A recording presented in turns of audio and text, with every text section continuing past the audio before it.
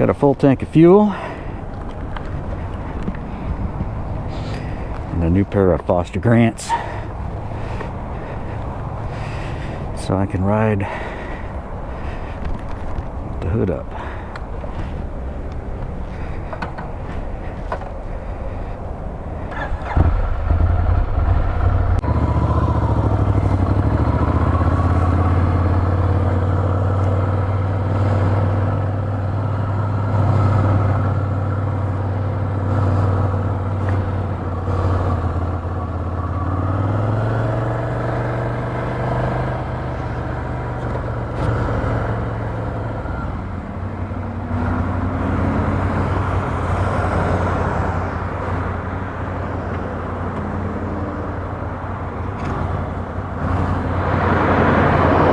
I knew this bike a little bit better. Pretty sure I could easily get out there sooner. It's got a pretty good amount of pep.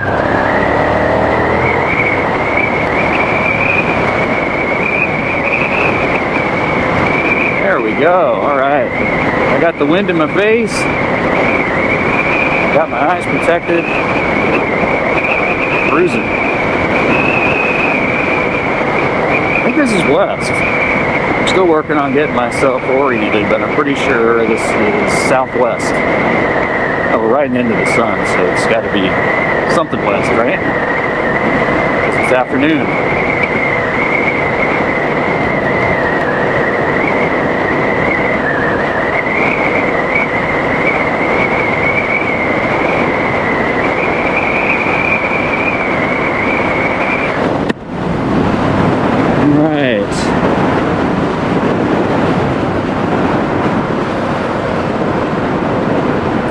Well, greetings everybody. This is Anthony, formerly from North Idaho. I guess I'm still from North Idaho, but I am now out in the great state of Alabama, where it can be February and I can have on too many layers of clothes while I'm riding. So that's cool. You know, I like that. Getting used to a different bike and also to city riding.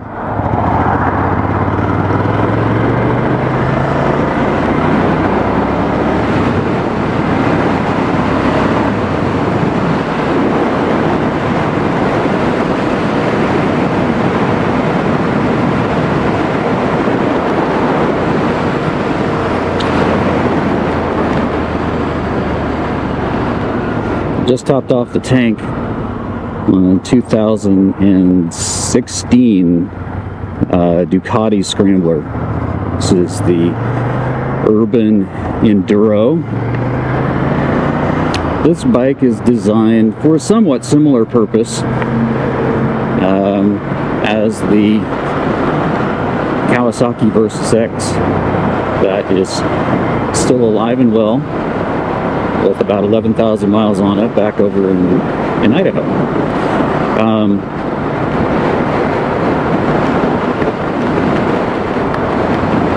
There wasn't really a good option for bringing it with me, at least not at the moment, and had easy access to this Ducati Scrambler, which I've been kind of wanting to try.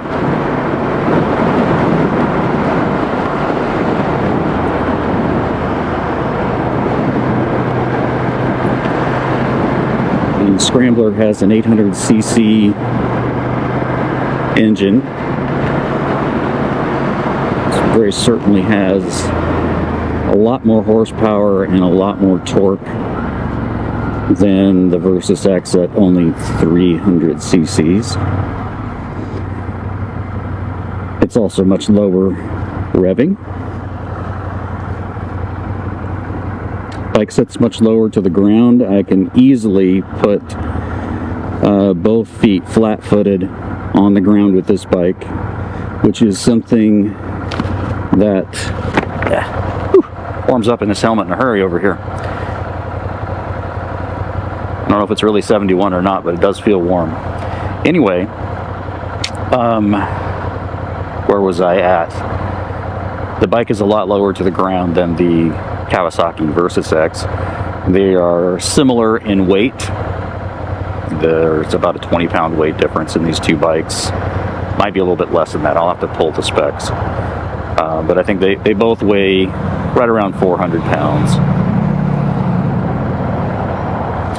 This bike doesn't have any engine guards on it, but it does come equipped with skid plate from the factory and the headlamp guard. After I get out of town a little ways, I'll stop and do a little walk around the bike so you can kind of get a look at it.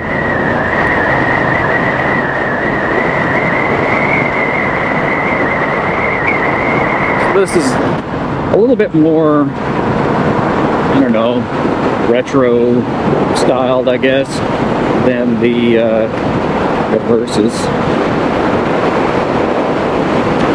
I was surprised to see that there is less than an inch difference in the ground clearance, despite there being a probably 4 inches, I'm going to guess, difference in the seat height.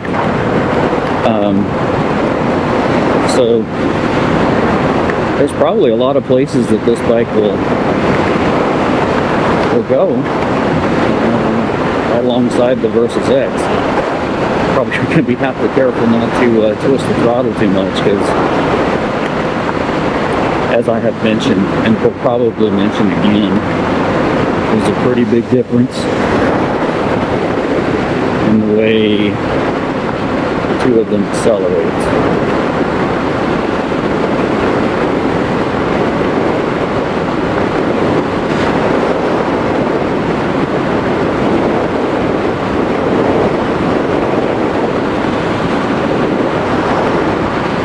This bike still has the factory tires on. In fact, this bike's got less than 1,000 miles, so they're still fairly new. And when you stop and do the walk around, take a look at those tires as well. I think they're pretty good for for what I'm doing here, which is mostly pavement, and I found a couple of places where there was a little bit of gravel to ride in. There was mud out here. I don't know that I want to go in that, but if I were going to, I think I'd probably want to get some more aggressive tires. Something along the lines of the TKC 80s, at least, I think would be a good choice for this bike. Need to look it up and see if the TKC 80s are made in the size that fits. Mr. Scrambler here.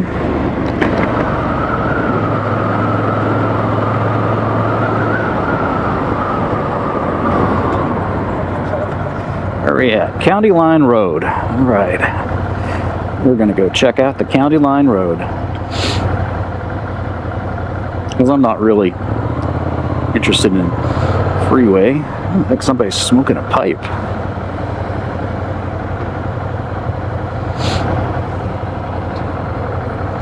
It's like I need to set the clock and need to figure out how to reset the trip indicator.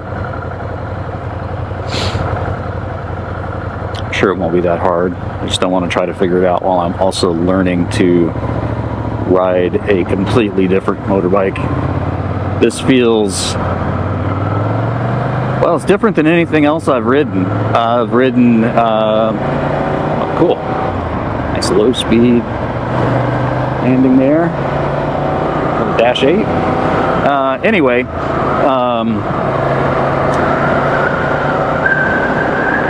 had a Yamaha 650 Special. That was the first bike I actually owned. And then after that, I had another Yamaha Maxim 700. It's a 4-cylinder. Man, that thing was a pain in the butt to keep the carburetors tuned. And then next, I think I got a 2001 Sportster. It didn't take me very long to decide that wasn't really what I wanted, and moved up to a 2001 Heritage Softail. And that is a nice bike. very comfortable on a road trip. It's pretty darn near ideal. Rolling out through Montana, you got to really watch yourself so you don't wind up way over 90. I guess this road runs parallel to a runway. What do you think? Just a guess. Anyway, this bike feels different. It most closely resembles the Sportster, I think, in design, size, horsepower, but it definitely handles different than the Sportster.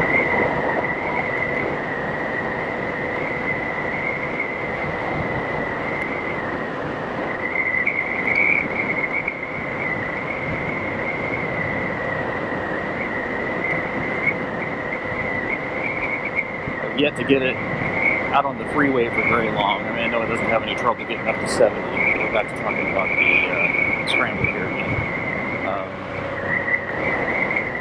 Runs out pretty smooth.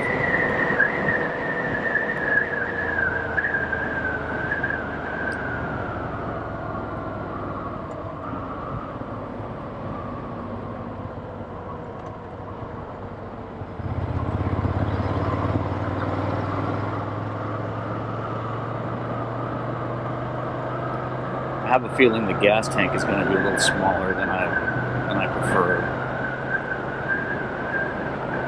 And I'm still getting used to feeling where the shift points are. Especially after running that high revving Kawasaki.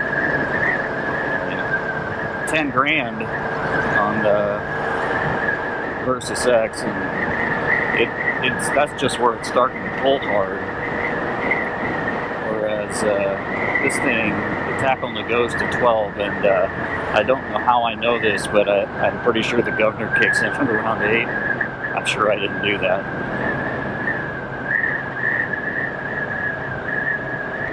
I must have read it somewhere.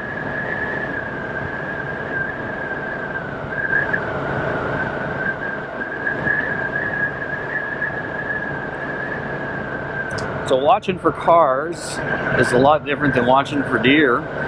Say that. I think the cars are more unpredictable than the deer, and certainly bigger.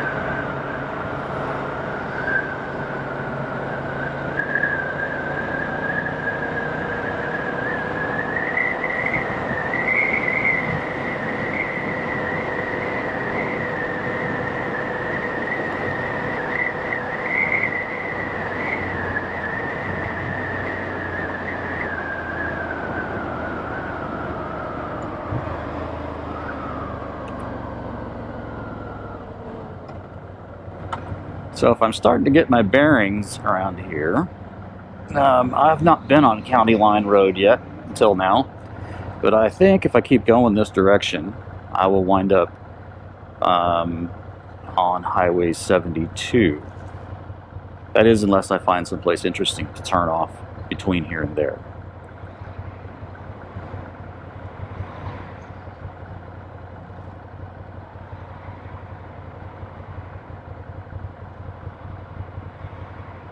Crown Ridge Drive, High Coach Way.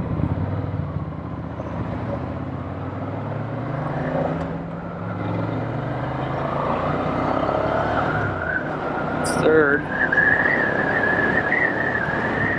4. 5. Is this a 6-speed? Yes, it is.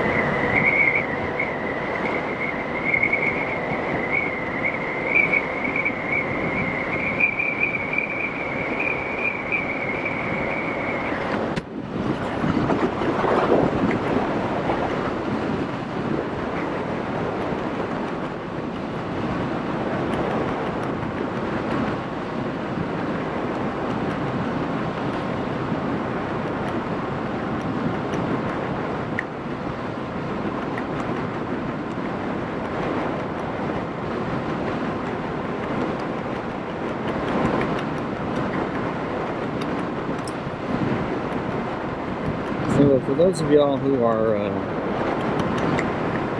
I spent most of your life out in the western part of the United States. The further east you go, the more population density you have. So one of the things that takes some getting used to here is that you can run for hours and still not get into what we might consider the country, because there's still going to be houses, businesses, and just civilization around. Whereas back in good old Bonners Ferry, Dublin Memorial Park. You think she would take a detour there? Anyway, back in good old Bonners Ferry, there's about 20 minutes should get you fairly deep into the forest and away from pretty much all the houses. You might see another another vehicle up there, or you might not.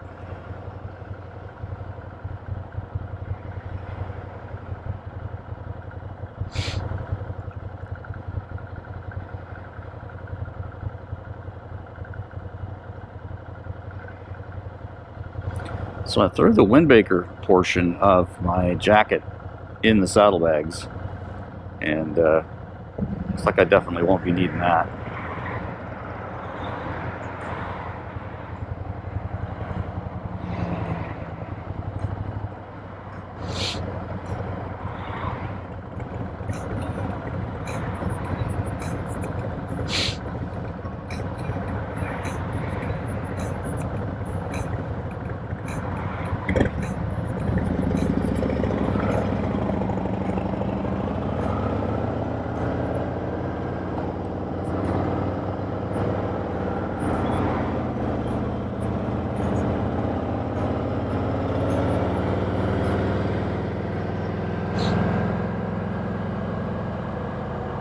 Don't get very far on these lights around here.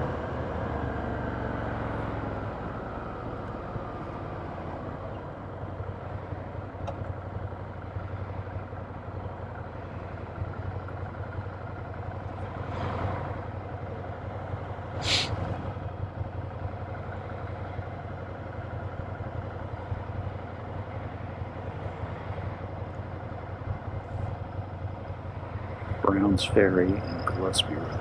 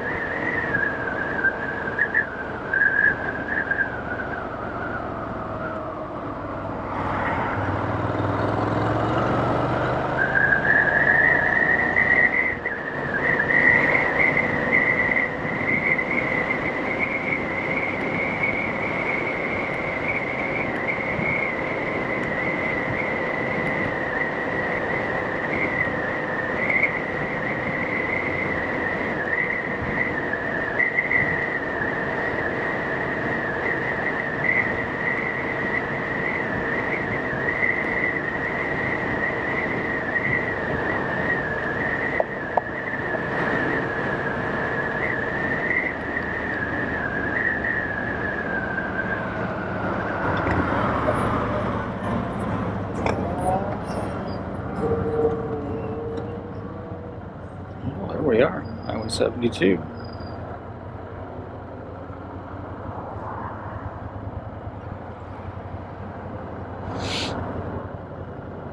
I'm going to keep going straight because I've been on Highway 72.